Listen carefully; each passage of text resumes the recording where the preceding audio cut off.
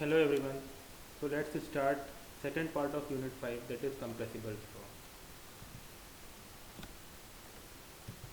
Okay.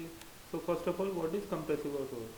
अपन पहले भी देख चुके हैं कि what is the difference between compressible and incompressible flow. Incompressible अभी तक हम जो पढ़ रहे थे वो इनकम्प्रेसिबल फ्लो पढ़ रहे थे, इनकम्प्रेसिबल फ्लूइड पढ़ रहे थे. मतलब क्या होता था कि when it flows its density does not change, its density will remain constant throughout the process.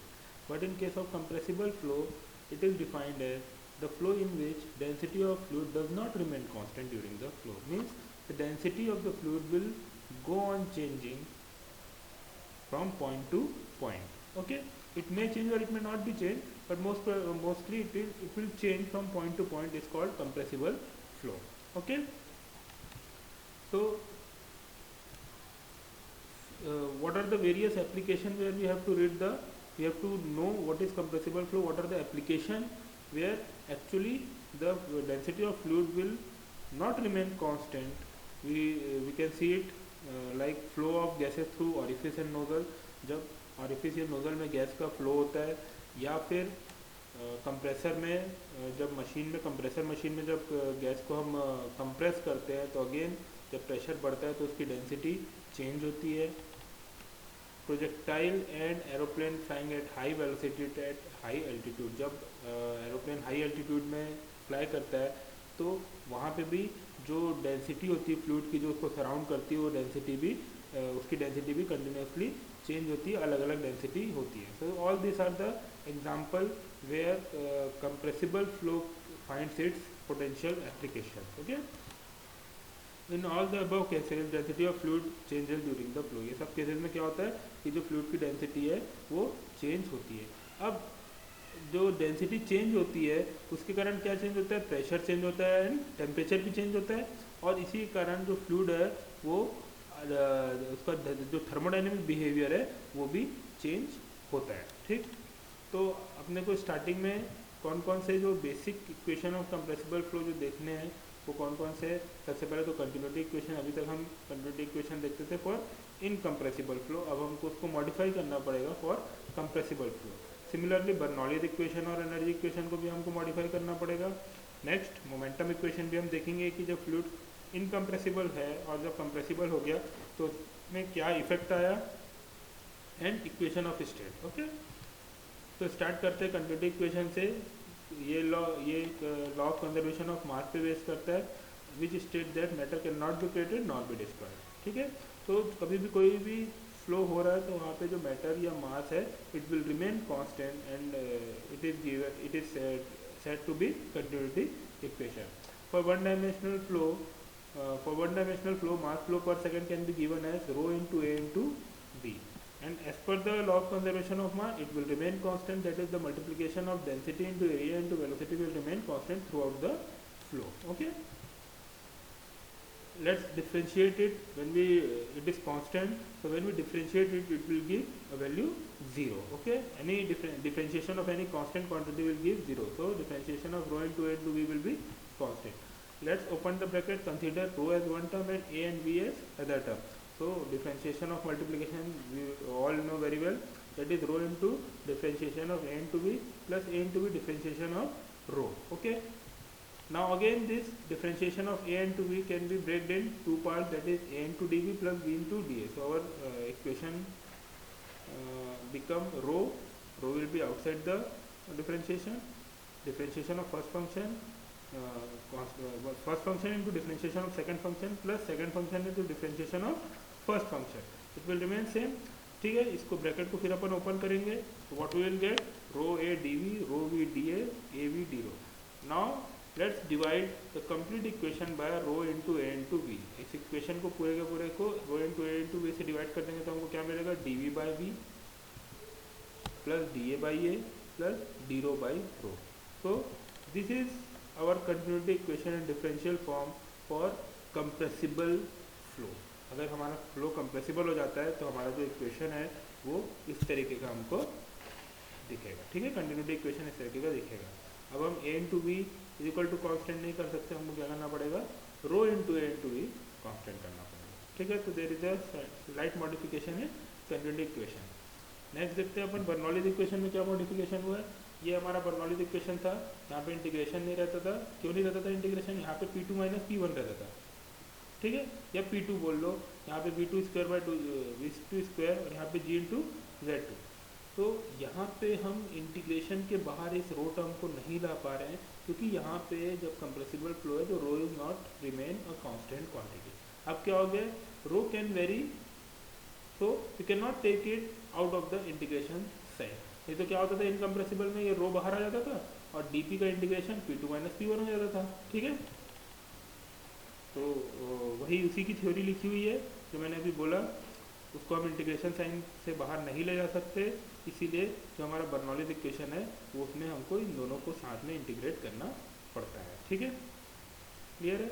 अब जो बर्नौलीज इक्वेशन है वो आइसोथर्मल प्रोसेस के लिए अलग होता है और एडियाबैटिक प्रोसेस के लिए अलग होता है। तो डायरेक्ट अपन इक्वेशन देखते हैं, इसका छोटा सा डेरिवेशन है, लेकिन it is not of our use and not in our syllabus also.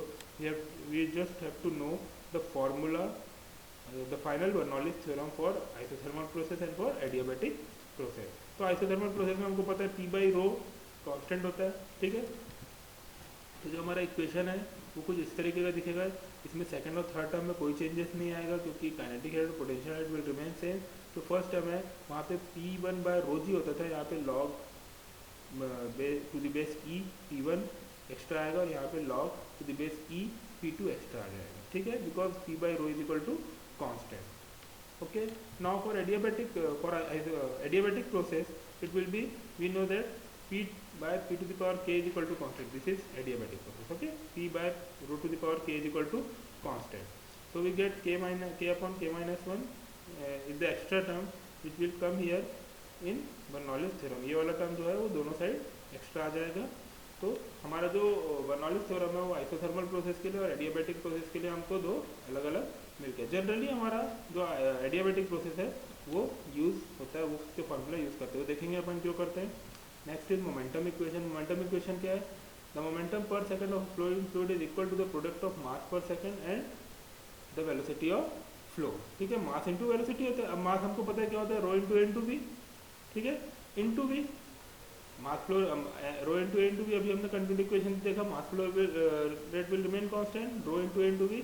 अब मोमेंटम के लिए मास इंटू वेलोसिटी करना पड़ता है, तो it will become rho into A into b multiplied by v, okay. अब कंटिन्यू इक्वेशन से रो इंटू ए into b हमको कांस्टेंट मिल गया है। This means the momentum per second at any section is equal to the product of constant quantity and the velocity. मतलब एक constant quantity और velocity का multiplication is giving momentum per second, okay. This also implies that momentum per second is independent of compressible effect. देखिए हमने क्या देखा कि rho into ए into V into V, ये हमारा है मोमेंटम। अब इसमें ये चीज़ तो कांस्टेंट है, तो अगर हमारा फ्लूइड कंप्रेसिबल हो या हमारा फ्लूइड इनकम्प्रेसिबल हो, इट विल रिमेन कांस्टेंट, ठीक है। तो क्या हो जाएगा, जो मोमेंटम इक्वेशन है it does not depend upon the density, it does not depend, it is independent on off compressible effect. तो जो इनकम्प्रेसिबल फ्लूइड के लिए जो मोमेंटम इक्वेशन रहेगा वही हमारा कंप्रेसिबल फ्लूइड के लिए भी रहेगा, ठीक है। तो net force in the direction will give rate of change of momentum in same direction. So we will get mass per second into change in velocity. Again mass per second क्या होगा, rho into a into v, change in velocity, final velocity minus initial velocity. So our momentum equation will remain same because again this rho into a into v mass flow per second and it is a constant quantity as per continuity equation, okay. Next is velocity of sound and pressure wave in fluid, ठीक है। तो यहाँ पे हमने देखा कि जब कोई सॉलिड बॉडी होती है और लिक्विड बॉडी होती है या गैस बॉडी होती है, तो जो ट्रांसमिशन होता है, जो डिस्टर्बेंस होता है वो ट्रांसमिट होता है one point two another point, ठीक है। अब अगर बॉडी में जो मॉलिक्यूल्स है उसके डिस्टेंस पे डिपेंड करता है कि जो ट्रांसमिशन हो रहा है वो किस तरह से होगा। अब इन केस ऑफ सॉलिड बॉडी क्या होता है, जो मॉलिक्यूल्स है वो क्लोजली पैक्ड होते हैं आपस में, तो डिस्टर्बेंस जो होता है वो एकदम इंस्टेंटेनियसली ट्रांसफर होता है, क्योंकि एक मॉलिक्यूल को हमने डिस्टर्ब किया वो तुरंत ही जाके दूसरे मॉलिक्यूल को डिस्टर्ब कर देगा, क्योंकि दोनों के बीच में डिस्टेंस बहुत ज़्यादा कम है।